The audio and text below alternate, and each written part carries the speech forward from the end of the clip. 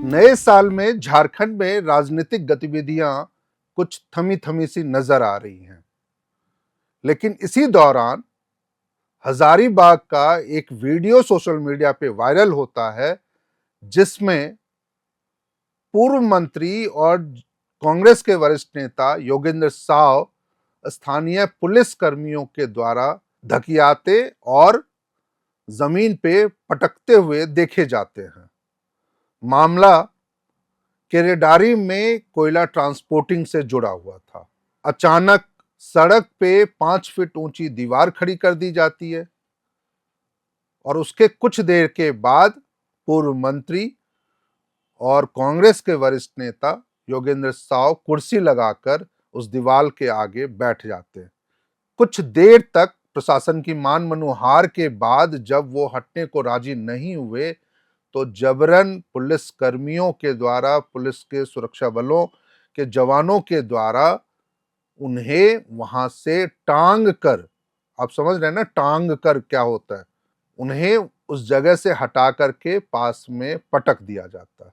यह वीडियो काफी वायरल होता है। 2 तारीख की इस घटना के बाद अब कई घंटों के बाद, या आप कह सकते हैं 3 दिनों के बाद, उनकी बेटी और कांग्रेस की नेत्री पूर्व विधायक बड़कागांव की अंबा प्रसाद इस मामले में अपना चुप्पी तोड़ती है।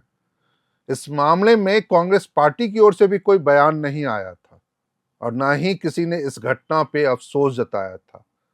यह मामला इसलिए तूल पकड़ता राजनीतिक दृष्टिकोण से नहीं दिखा था, लेकिन अब जब उनकी बेटी और कांग्रेस नेत्री, जो कांग्रेस की राष्ट्रीय सचिव भी हैं, अंबा प्रसाद ने इस वीडियो को लेकर के कई सवाल खड़े किए। एक प्रेस कॉन्फ्रेंस कर उन्होंने इस पूरे मामले पे अपना पक्ष रखा और कहा जो यह स्थानीय प्रशासन, खासकर हजारीबाग जिला प्रशासन की मनमानी, डीसी की अकर्मण्यता और स्थानीय पुलिस की दादागिरी कह लीजिए, चाहे जबरन मतलब कि धौंस जमाने वाली कार्रवाई के रूप में इसे देखा जाना चाहिए। उन्होंने सवाल भी खड़े किए जो जिस घटना को लेकर के या जिन चीजों को लेकर के योगेंद्र साव केरेडारी में ट्रांसपोर्टिंग एरिया में कोयला ट्रांसपोर्टिंग पर रोक लगाते हुए उन्होंने आंदोलन किया था या वो कार्रवाई की थी, उसको लेकर के मीडिया में सही बातें नहीं आई थी।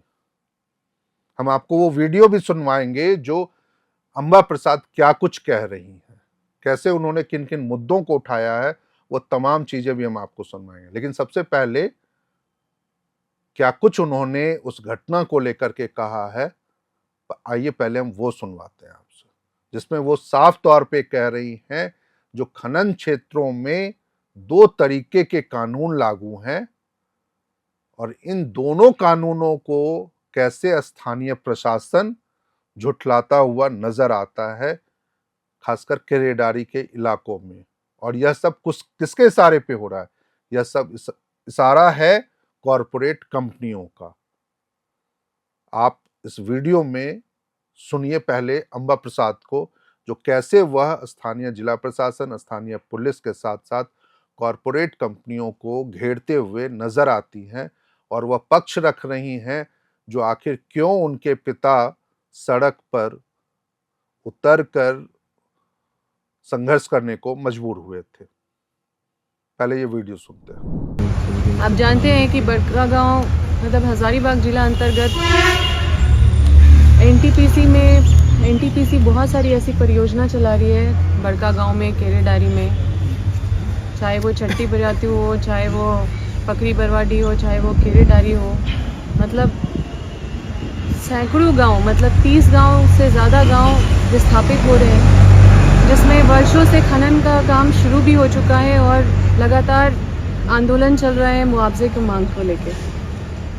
पूर्व विधायक श्रीमती निर्मला देवी, पूर्व मंत्री श्री योगेंद्र साव जी लगातार आंदोलन किए, जेल भी गए, बहुत सारा प्रताड़ना उनके ऊपर भी हुआ, राज्य बदर भी हुए, 7-7 साल जेल में रहे। और डीसी को, पदाधिकारी को चाहिए कि ये मुआवजा तय करे आप देखिए कि एक भी आदमी आप खड़ा कर दीजिए जो पूरे विस्थापित क्षेत्र में से 300 गांव से 30 से ज़्यादा गांव है जो प्रभावित है। चट्टी बरियातू में पगार, जोरदाग, चट्टी बरियातू, बाकी केरेडारी में आप चले जाइए तो पांडू, तेरेसा, बहुत सारे गांव उसमें भी पड़ते हैं। चट्टी बरियातू में आप पकरी बरवाडी में आ जाइए तो बरवाडी, फिर आपका नगड़ी, सिंधवारी, बहुत सारा गांव उसमें भी आता है।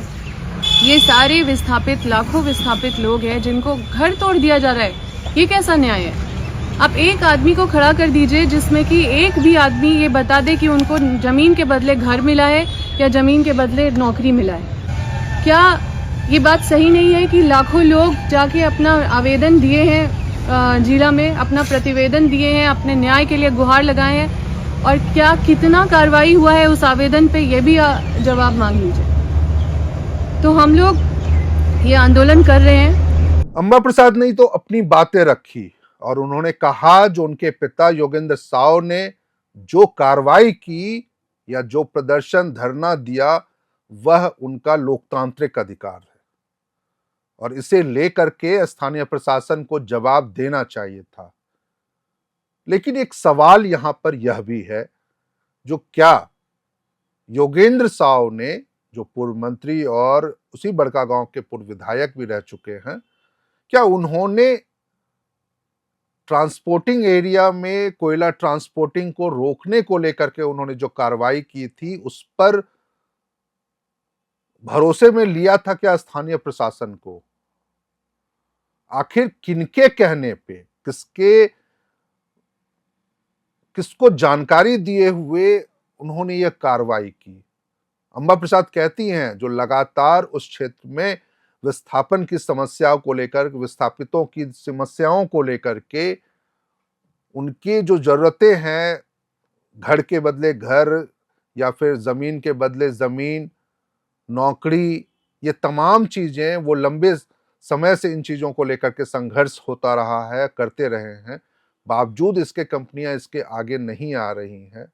ये तमाम सवाल ठीक है, लेकिन सवाल यह भी है जो कोयला ट्रांसपोर्टिंग पे रोकने का फैसला, सड़क पर दीवार खड़ा कर देने का एक फैसला, इसको लेकर के क्या उन्होंने किसी प्रशासन के अधिकारियों को, चाहे वो स्थानीय प्रशासन हो, हजारीबाग जिला प्रशासन हो, स्थानीय थाना हो, पुलिस विभाग हो, किसी को भी क्या उन्होंने भरोसा में लेने की कार्रवाई की थी? पहला सवाल तो ये उठता है।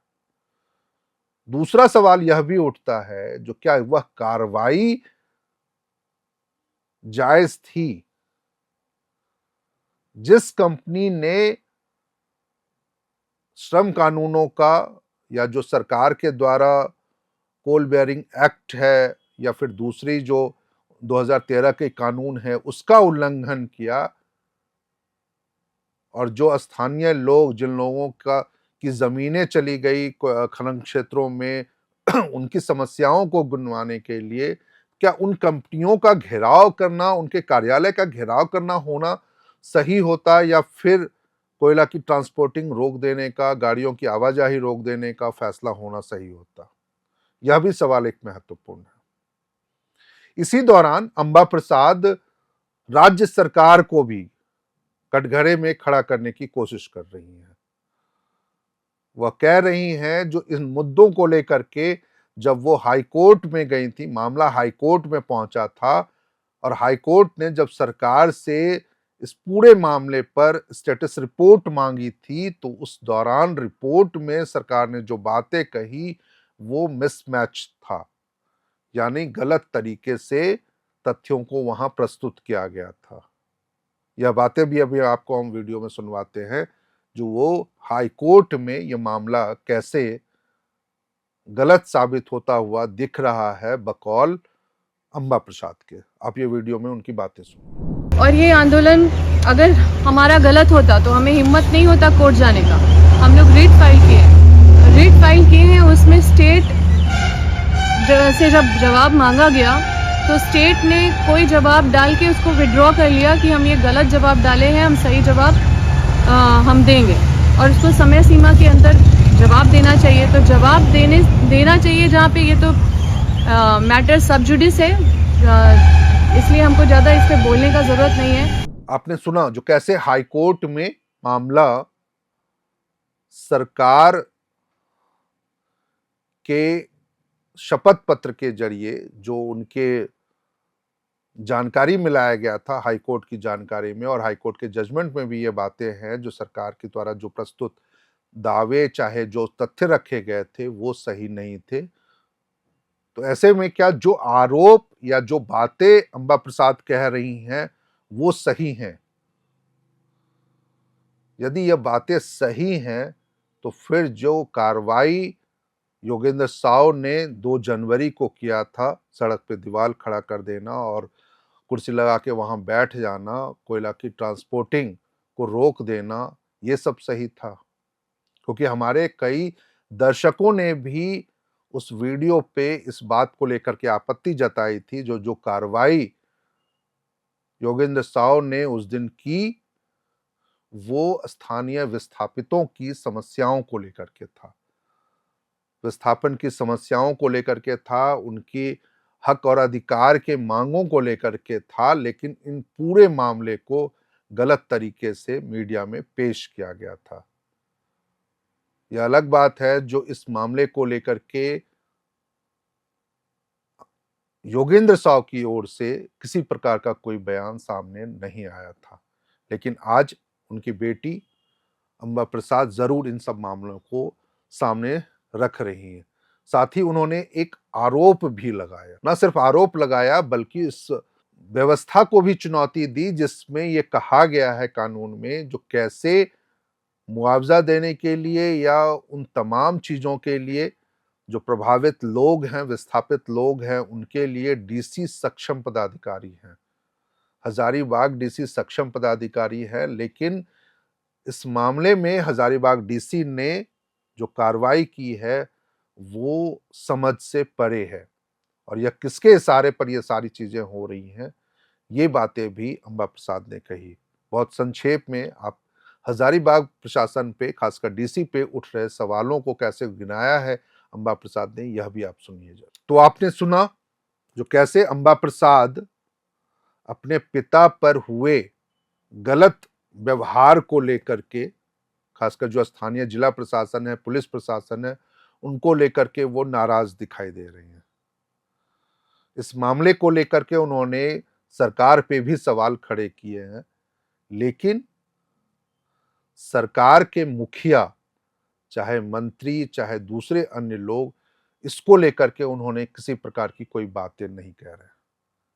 तो ऐसे में यह समझा जा सकता है जो उनकी नाराजगी, अंबा प्रसाद की नाराजगी सरकार को लेकर के नहीं है बल्कि सरकारी व्यवस्था को लेकर के है। यानी आप ये कह सकते हैं जो दोनों तरफ वो चाहती हैं जो व्यवस्था के खिलाफ जो कार्रवाई एक होनी चाहिए, हजारीबाग डीसी के खिलाफ, हजारीबाग जिला प्रशासन के अधिकारियों के खिलाफ जिनकी मनमानी के कारण लोग वहां परेशान हैं, वो कार्रवाई होनी चाहिए। यहां तक कि उन्होंने तो केरेडारी पुलिस के ऊपर भी, या जो स्थानीय पुलिस है उनके ऊपर भी कई सवाल खड़े कर दिए जो कैसे वो कॉरपोरेट के इशारे पर काम कर रही हैं। लेकिन यह तय सरकार को करना है। जो आरोप अंबा प्रसाद ने लगाए हैं, जो मुद्दे अंबा प्रसाद ने उठाए हैं, वह कितने सही हैं और उनका उचित जवाब कैसे और कब दिया जाना चाहिए। इस वीडियो में फिलहाल इतना ही। आप देख रहे थे एयर नाउ और मैं हूं शैलेंद्र। इस मुद्दे पर यदि फिर कोई अपडेट आएगा तो जरूर हम आपके साथ भी साझा करेंगे, और अपने दर्शकों से भी ये कहेंगे जो ज्यादा से ज्यादा इससे संबंधित यदि वो जानकारियां उनके पास है तो वो भी हमारे साथ जरूर साझा करें। कैमरे के पीछे हमारी सहयोगी हैं सुमन। आप देखते रहिए एयर नाउ।